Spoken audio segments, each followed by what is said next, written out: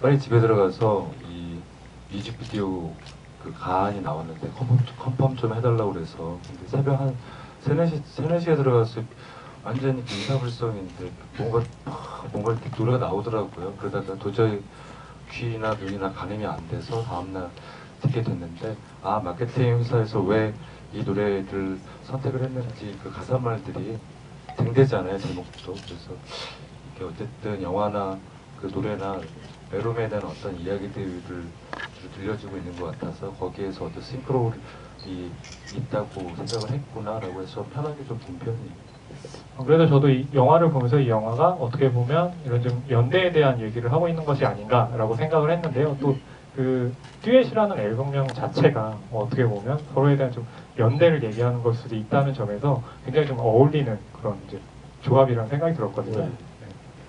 잘 어울리죠. 듀엣이라는 앨범이라고 해서 12개의 노래가 있는데 남자랑 여자와 같이 부른 듀엣곡만 있는 거 아닐까라고 많이 생각을 하셔서 그래서 앨범 안 사시는 분도 계시거든요. 근데 그냥 앨범 제목만 듀엣으로 지은 거예요. 누군가와의 두 명의 사랑의 이야기이기 때문에 그래서 앨범 제목을 듀엣으로 지은 거고요. 듀엣곡은 하나도 없습니다. 네. 어떻게 보면 이 자리가 또 감독님과 그 지금 뮤지션 이지영님의 뭐 듀엣 자리라고 뭐 얘기해도 좀 될 것 같은데요. 네. 제가 너무 의무를 홍대 부여했는데 원빈, 수유리 원빈. 두 분의 원빈님 이렇게 모셨기 때문에 그럼 먼저 근데 노래 듣고 좀 본격적으로 영화 얘기를 해보는 게 어떨까 하거든요. 벌써요? 네. 이방 먼저. 아니 근데 이 저희 노래는- 순서를 이미 정해놨잖아요. 모른 네. 척 하시면. 감독님 오늘 처음 뵀는데 제가 왠지 이런 옷을 입고 와야 될 것 같다는 생각이 들어요. 안 그래도 두 분이 청남방을 입고 오셔가지고 저는 굉장히 좀 먼저 뭐 입을 맞추고 오셨나라고 생각을 했는데 뭐 그건 전혀 아니라고 하네요. 처음에 이렇게 보신 인상은 어떠셨나요? 뮤지션 이지영님 오늘 처음 뵀다고 했는데 아, 홍대 원빈이라고 해서 유심히 봤습니다. 어떠셨어요? 정말 홍대 원빈이라는 느낌을 받으셨나요? 네, 이따 말씀드리겠습니다.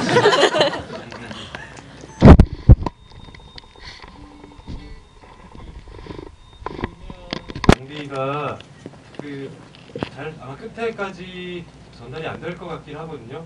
지금 제 얘기도 잘 안 들리시죠? 되게 크게 부를게요. 아니 공간이 넓지가 않아서 등단하는 노래가 공연 때 해본 적이 한 번도 없어요. 근데 오늘 한번 야간 비행 영화랑 같이 만들어졌던 그 한 곡 말고 그냥 좀 더 잔잔한 느낌으로 해보겠습니다.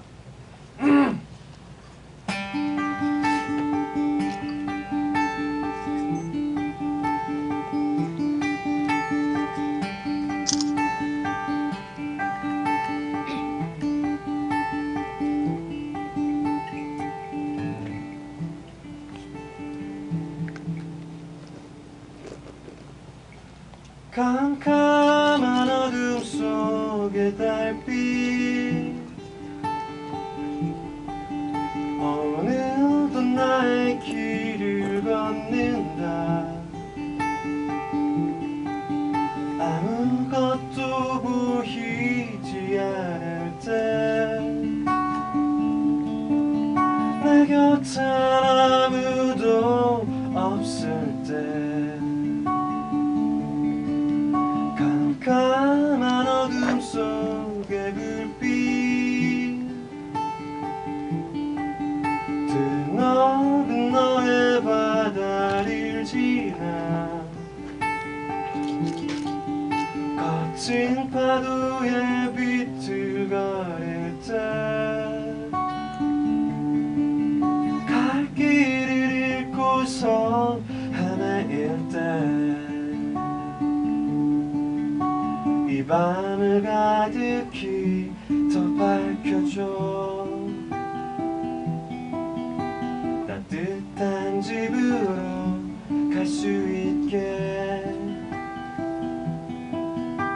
이 밤을 가득히 더 밝혀줘 언제라도 너를 찾을 수 있게 오늘도 내일도 깜깜한 어둠 속의 별빛 그 빛을 따라 나는 걷는다 빼곡한 빌딩 숲속이라도 좁고 더러운 골목이라도 이 밤을 가득히 더 밝혀줘 따뜻한 집으로 갈 수 있게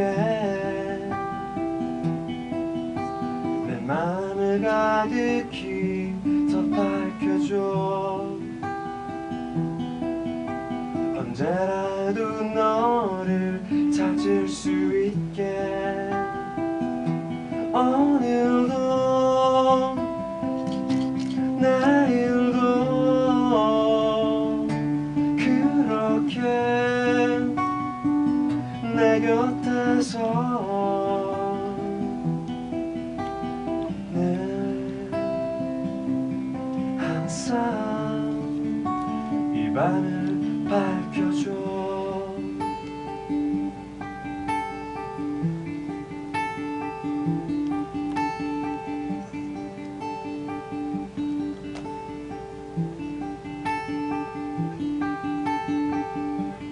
Let me light in, don't let me down. Let me light in, don't let me down. Let me light in, don't let me down. Let me light in, don't let me down.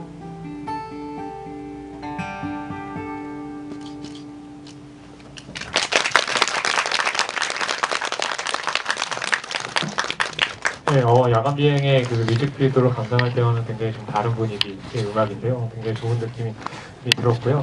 이제 뭐 좀 영화 얘기를 하면서 또 뒤에 음악 한 곡 좀 더 들어보기로 하겠습니다. 일단 감독님 그 예전에도 보면 감독님 같은 경우 이 야간 비행 팽택시베리의 어떤 소설 제목이기도 하고 예전에도 보면 뭐 백야라든지 이런 작품들은 또 소설 보시면서 같이 좀 아이디어를 얻기도 하셨잖아요. 야간 비행 같은 경우는 좀 어떤 과정을 거쳐가지고 이야기를 좀 완성하게 됐나요?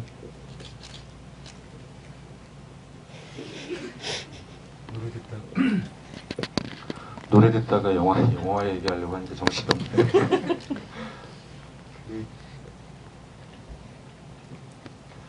생텍쥐베리의 야간 비행에 보면 등대에 관련된 묘사가 굉장히 많이 되어 있어요. 지금 일부러 맞추려고 했던 건 아니고요.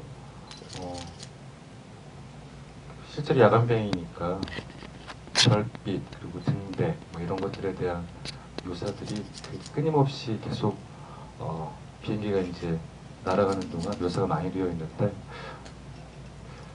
백야 같은 경우에는 스토리에 근접성이 있었어요. 근데 야간 비행 같은 경우는 스토리 사실은 야간 비행이라는 소설이나 난방 우편기 이런 소설들은 사실 스토리텔링이 거의 많지 않거든요. 계속 비행기 타고 가면서 생텍쥐베리 다른 소설들도 마찬가지고 다 그냥 묘사들만 위주로 되어 있죠. 근데